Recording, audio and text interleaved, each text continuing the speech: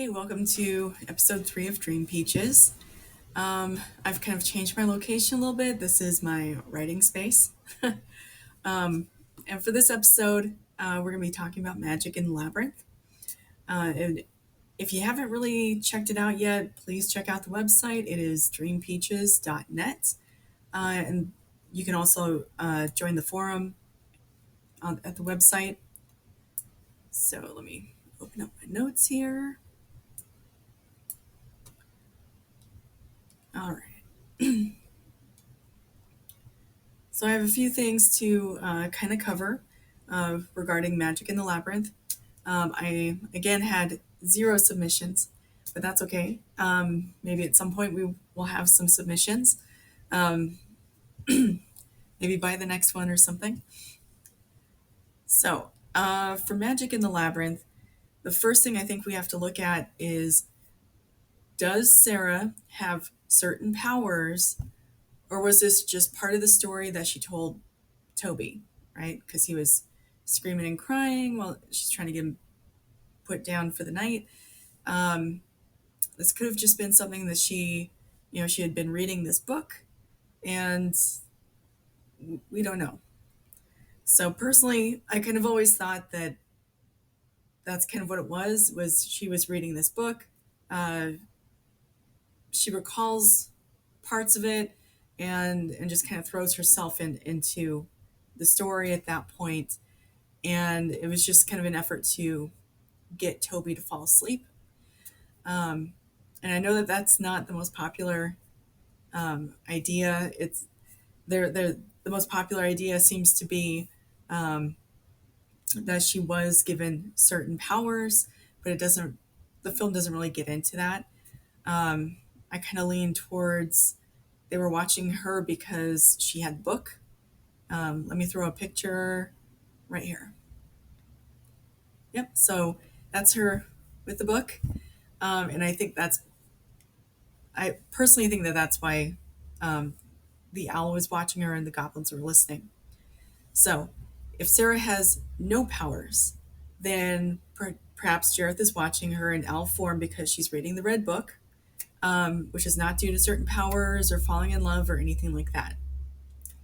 If Sarah does have powers, then it would be some sort of low-level magic. Some authors have used the term fey-touched, and that often indicates clairvoyant abilities or the ability to see fey folk in like the above ground, or the ability to scry or have divination type of abilities. So, and there's 2 points I want to make for this one. In the beginning of the film, we see Jareth in owl form, and we understand that the goblins are waiting to hear her say the right words. So this could be part of that special power. And at the end of the film, Sarah does talk to her friends through her mirror before they appear in her room. Okay, so if you have any thoughts on that, you can go over to the forum and we can discuss it a little further. The next question would be, what powers does Jareth have? The most obvious person with magical powers in the movie Labyrinth would be Jareth the Goblin King. We see his ability to transfigure stuff, which would be himself, and transfiguration of objects. He goes from owl form and the beggar goblin form into, his usual kingly self. For objects, when he first meets Sarah, he has like a snake and he throws it at her and it turns into a scarf. In fact, I could probably cut to that right now. I'm so scared. Sarah.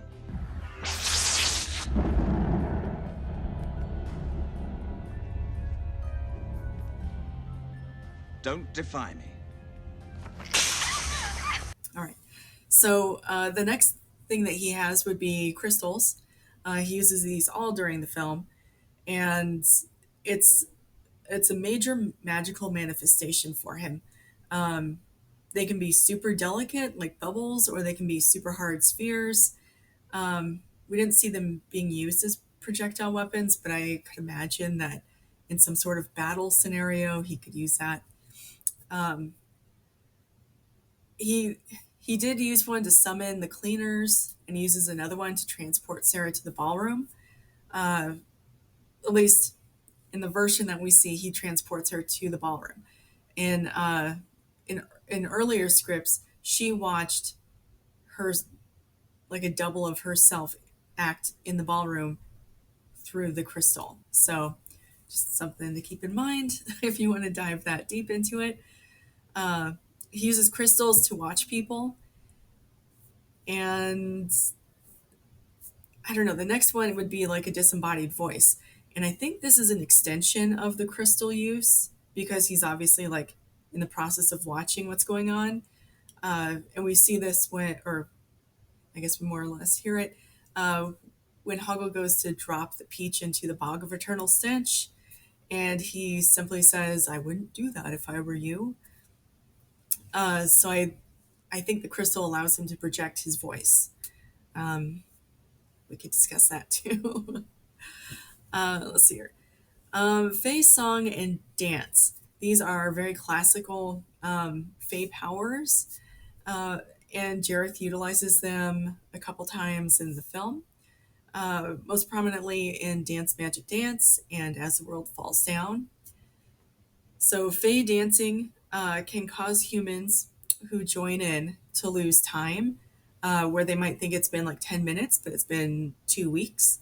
It can cause them to die at a young age, and they can dance to the point of death or exhaustion or madness.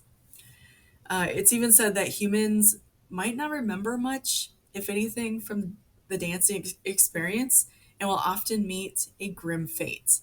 I had to look into some lore about all this, so that's where all this is coming from, is random fairy lore. Fairy song is also very influential, but doesn't always work on those with strong will or firm focus. It can, so it's a type of low-level magic that a lot of different fays can do to varying degrees of success. Kind of depends on how magically strong they are and how much they're trying and all that, and who they're trying it with. It can cause glamour. It can inspire feelings of like love or joy or anger or stress, sadness, whatever, you get it. And you can also gain control with it, among other things, right? So in Dance Magic Dance, the throne room is in chaos. And actually, let me get to that right now.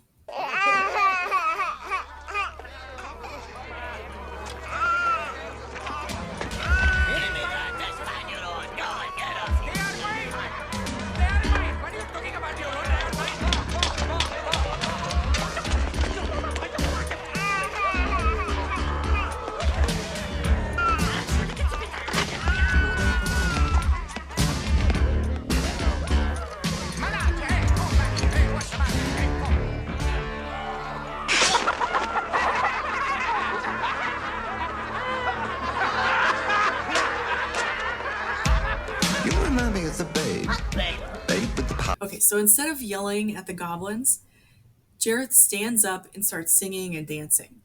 Not only does he gain control of the goblins, but he also gains control of Toby. So in As the World Falls Down, which is sung during the ballroom scene, Jareth's song totally mystifies and helps keep Sarah like really entranced in the whole ballroom scene, right? And it increases once they start dancing, like she becomes more engrossed in it. So what breaks the magic is the booming sound of the clock chiming.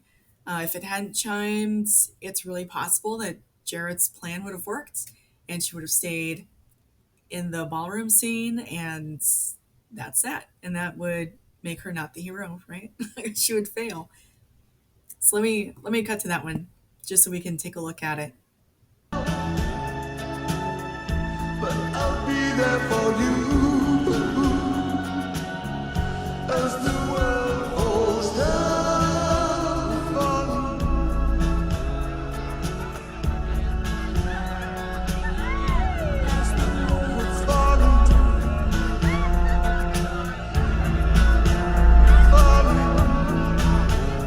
Another one of Jareth's abilities, and this might sound a little weird, he can defy physics. Okay, so he can manipulate time, gravity, and location, which is those are all components of physics. So one minute Sarah is in her house, and the next she's standing outside of the labyrinth without any sort of noticeable shift in location. And then we see Jareth directly tells us that, and he shows us a clock and lets us know that he's manipulating time. And he said this a couple different times throughout the film, where he's manipulating time. And he is also able to manipulate gravity, and we can see this in the Escher room, which in itself is kind of an impossibility of physics. So the next thing that I noticed was Jareth's ability to phase and like self manipulation, basically.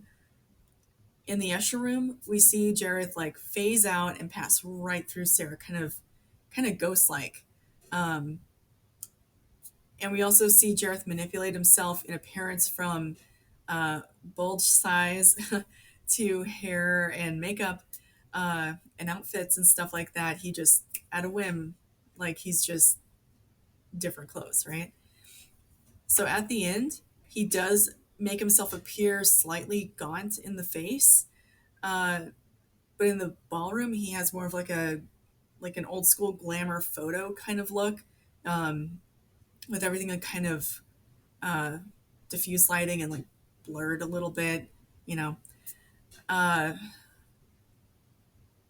and so it's just something that it seems like a low level sort of magic for this phasing and self manipulation thing. Okay, so let's move on to some of the others. Okay, so other uh, characters in here that with magic. Hoggle might have magic of some sort. So Hoggle is in the script. He's a dwarf, and he works for Jareth as a groundskeeper. And that's pointed out when they start when the like right before the goblin fight in the Goblin City, right? Um, it's mentioned in the film. So one one of the reasons why I bring Hoggle up is because he is able to navigate through the labyrinth without any issues, and that's obviously that would be a hard thing to do unless you have some sort of magical inclination, or maybe he has like a charm or something on his sash that he wears that allows him to figure out where he's going. Uh, when Sarah is put into the oubliette, uh, Hoggle just appears and he has like a magic door. And he seems to know his way around underground, underground, underground. I don't know, like under the labyrinth, which seems like there might even be multiple layers. That could be a whole other discussion for us. Anyway, uh, so anyway, not once does Hoggle get lost. And when Sarah and Ludo get in trouble in the bog, and he has that run in with Jareth, uh, he knows exactly where to go to find them. He has like no issues. So there's got to be some sort of magical quality to Hoggle. Ludo can call the rocks. I think that's his magical ability. Um, the Fireys are kind of interesting because they can take themselves apart and rearrange themselves individually and collectively. Um, I mean, they made like that weird group, like three of them or something like piled together to make that one kind of creature, and while they're singing and dancing, and but they all functioned as like one. It's so bizarre. So I think there's probably some kind of magic to that. The next would be the door guardians. Do the door guardians possess magic, or are they just doing their job? Um, and there are actually four door guardians in the film. So we have Hoggle at the front gate. We already talked about Hoggle. We have Jim, Tim, Elf, and Ralph, who asked the riddle. Um, do they have magic? I don't know. Then we have the two knockers, uh, and they kind of, I don't know if a magic spell has been put on them or what. And then we have Humongous at the gate of the Goblin City, and he's more of like a just a giant robot. So I would say no magic for that one. Uh, and they don't even answer his question because he just says, "Who goes?" And all they could, what would have happened if they just said their names or something? I don't know. I have questions about that. All right, so I have two more subjects. The next one's going to be the goblins. The goblins are smaller magical creatures. That are often helpful or mischievous in nature. Uh, and there are cases of malicious goblins, right? We only see like kind of the nicer ones in the film.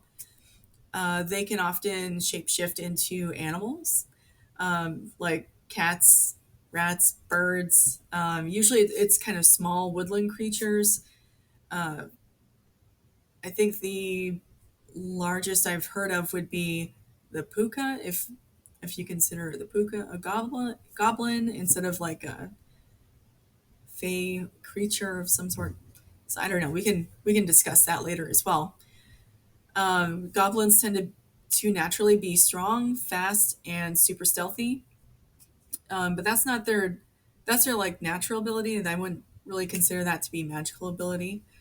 Most goblins, according to the lore, tend to be tradesmen, artisans, farmers. Sometimes you get a little bit of warriors in there. And I think they have ties to banking due to the other professions, like mining and stuff like that. There's a lot of mining goblins, which would be a tradesman. Um, it's a very working class kind of society. So I don't know how much magic goblins have.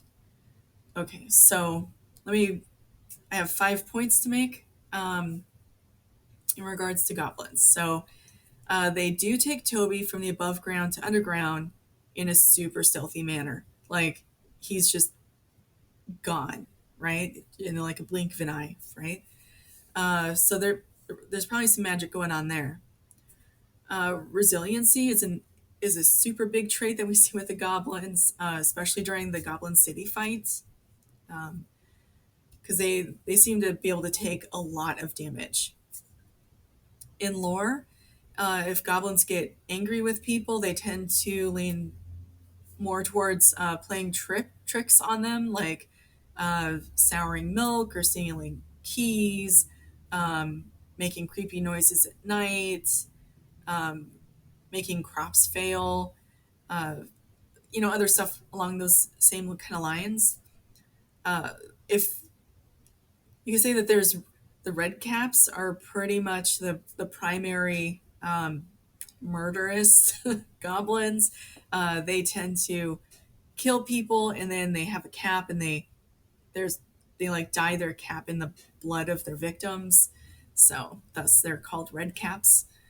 Um, Maybe Jareth has some of those hanging out in the labyrinth. We just never saw them. Um, Kobolds, which are mining goblins, uh, have been known to cause cave-ins, according to the lore. Okay, so in lore, goblins can usually turn invisible.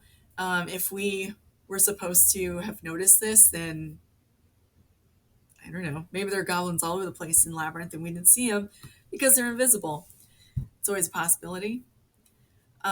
Sometimes in lore, goblins are responsible for changelings, like switching out, kind of doing like this switcheroo with like a double, like a false double, and kidnapping humans to go into the fairy world. So who knows? Okay, if you have any other insights on goblins, like totally let me know. I think I have something coming up pretty soon on goblins, and I don't remember which episode that's going to be. Uh, okay, the last point I'm going to make about magic in Labyrinth is fairy food. The enchanted peach in the film is the only fairy food that we see Sarah eat. And before making this dive here, I want to say that eating fairy food in the fairy realm can prevent a human from leaving the fairy realm. Uh, but in the human realm, it's kind of the opposite. Um, if a fairy offers you food in like the above ground world, our world, uh, and you refuse, then it can lead to illness or death. So you kind of have to know the guidelines, right? So in Labyrinth, Sarah takes a big bite of enchanted peach. In the ballroom scene, there are some background characters eating grapes, something that looks like pastries, and there's some other things that I can't quite make out. And they're also drinking from wine goblets. And I have some pictures here that I will show you. I'm going to do here. And I think I have another one for here. Okay, so oddly enough, no one offers Sarah anything while she's in the ballroom scene. Um, and there are like, if you pause and if you watch it and you pause it at the right point, you'll see these golden people, and they are like these servants, and they're carrying trays of wine. So I don't know. She just wasn't offered anything. The other part of the film that has food would be during Dance Magic Dance. So the goblins have sausages. Toby is actually eating a piece of bread. So actually, let me show you that right here. Okay. Uh, the goblins, they have like a keg of ale. They have live chickens, which we can kind of assume that maybe they eat chicken and consume eggs. And there are also a few plates of food scattered around, which looks to be like a potato or sweet potato and squash and meats and a roll or something.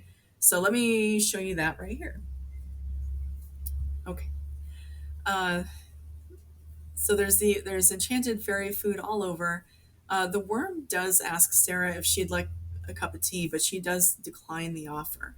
Um, we don't actually see the tea, so but it's mentioned. All right. So that's going to be it for this episode. I hope you enjoyed it. So like and subscribe, of course. Um, the next episode is going to be on the Masked Man. Let me pop up his picture right here. Okay, so to clarify, this is the Masked Man from the ballroom scene, and he just seems to follow Sarah around the ballroom, and he gets a little extra time compared to like other people in the ballroom. There's been a few fan theories, um, and I'm going to go over those fan theories. If there's one that you'd like to hear, or if you have your own idea of who it might be, um, let me know what your thoughts are. So you can email me a little audio or video clip. I would say maybe keep it around 2 minutes at the most. Um, my email is jessie@dreampeaches.net. You can also find all that information at the website, which is dreampeaches.net. And for further discussion, always sign up and check out the forum. It's free. It can connect with like Facebook and stuff. And, it's super easy. And we're open to all kinds of stuff over there. So yeah, so next episode, The Masked Man. Send me your thoughts and theories of who this man might be.